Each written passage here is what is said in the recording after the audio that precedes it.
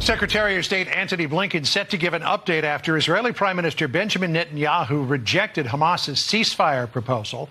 Hamas had offered to release all of the remaining hostages in exchange for a 4.5-month-long ceasefire. So what comes next in all of this? Let's bring in Michael Oren, the former Israeli ambassador to the United States. Ambassador, great to see you stateside. As opposed to Tel Aviv, though it's always good to see you, catch up with you there as well. Let me just lay this out, because this was 4.5 months. It was supposed to come in 3 phased-in 45-day increments. The first phase, all Israeli women hostages, males that are 19 and the elderly and the sick, would be released in exchange for jailed Palestinian women and children. Then Israel would withdraw troops from Gaza's populated areas. Phase 2, release of the remaining male hostages, full Israeli withdrawal from Gaza. Then phase 3, remains of the debt exchange, and a permanent ceasefire negotiated sometime during that time. Here's what Benjamin Netanyahu said about it today. For the hostages' families, you are in our hearts, but a complete victory is the only way to win. Agreeing to Hamas's demands will not bring your family members. It was an outright rejection. It would have surprised me, Mr. Ambassador, had he taken the deal. No, I could not have, John. And yes, it is good to be with you. How could you accept the deal? 4.5 months. Try restarting a war after that. Hamas would use that time to regroup, rearm, and prepare the next onslaught against Israel. Hamas's own leaders say that's what they're going to do. They'll do it 1,000,000 times, they said. And I frankly would doubt that Hamas would give up the last of the hostages. They never do. Because if they give up the last of the hostages, Israel could go back in and simply fill up all those 400 miles of tunnels with gasoline and throw in a match. Hamas won't do that.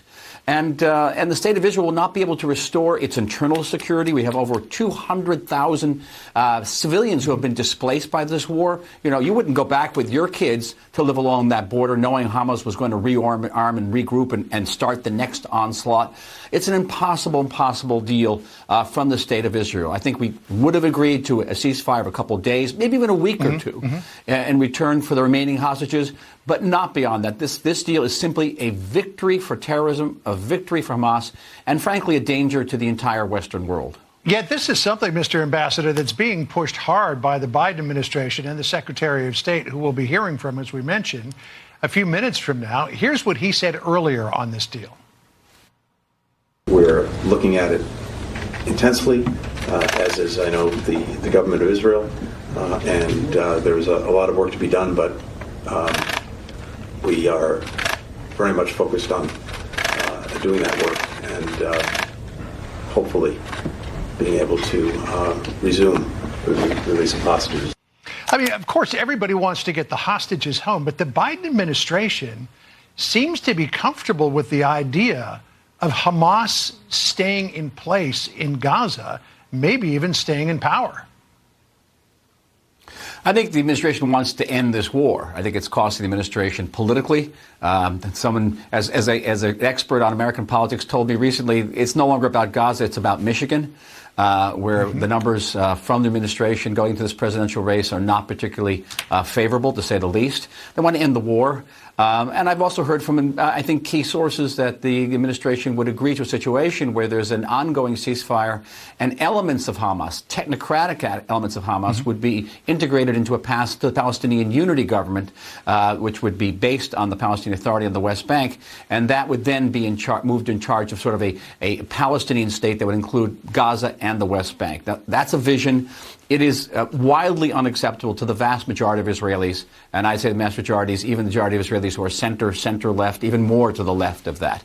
That would be considered by the vast majority of Israelis as an existential threat to the state of Israel. So we saw Antony Blinken there with Isaac Herzog, the president of Israel. He's also met with Netanyahu. He also met with Mahmoud Abbas, who, of course, is the head of Fatah in the West Bank. 17 years, I think, into a 4-year term now, maybe 18 years now. 19 years okay. now. Yeah. Who's counting? Who's counting? Yeah. Blinken's been all over the region, and literally to a leader, all of the Arab leaders he's talked to say, look, we want to have a unified government that's running both the West Bank and Gaza. Well, that would likely mean Fatah. But the last time that Fatah tried to do anything in Gaza, back in 2006, Hamas violently and killed a lot of Fatah as well, threw them out of Gaza. So how could that ever work? It's not just that. The Palestinian Authority of Mahmoud Abbas never condemned the attacks of October 7th. Actually took a little bit of a credit for it, saying our guys were there too, believe it or not. 85% of the Palestinians in the West Bank support Hamas. So you put a Palestinian government in, say, Ramallah, in Gaza, it's going to fall to Hamas in a matter of days. And, you know, John, you've been at my house in southern Tel Aviv. Yep. We won't be in rocket range in southern Tel Aviv. We'll be in rifle range in southern Tel Aviv. They'll be able to put a bullet through our back window. And so Israelis are not going to agree to that. We're not suicidal. It's not that we don't want peace and not that we don't appreciate what Secretary of State Blinken and the President have done in providing vital ammunition for us and casting vetoes in the Security Council, blocking attempts to make a ceasefire. But we've got to be realistic. And sometimes we have to say to our American allies, we appreciate everything you do, but this is a matter of life and death for us. It's a matter of life and death to finish the war against Hamas and restore our security. Without that, we simply cannot survive. Well, we'll be hearing from Blinken in the moments ahead. We look forward to seeing what he has to say, and it's always my honor to break bread with you, Mr. Ambassador. Thanks for being with us today. Appreciate it. Entirely mutual. Thank you, John. Sandra?